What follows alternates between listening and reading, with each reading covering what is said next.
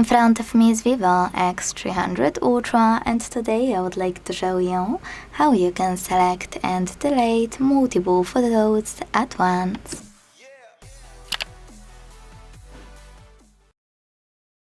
First of all, you need to find and open Albums app. Then to delete multiple photos, hit Photos at the bottom left corner, or select one of your albums.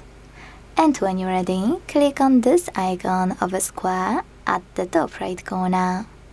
Then tap on the same one at the top left one to select all of your photos. Slide your finger across the chosen ones to keep them, and get rid of the rest by tapping on the Delete button at the bottom and confirming your choice in the pop-up. Thanks so much for watching. If you enjoyed this video, leave a like, comment and subscribe. Bye!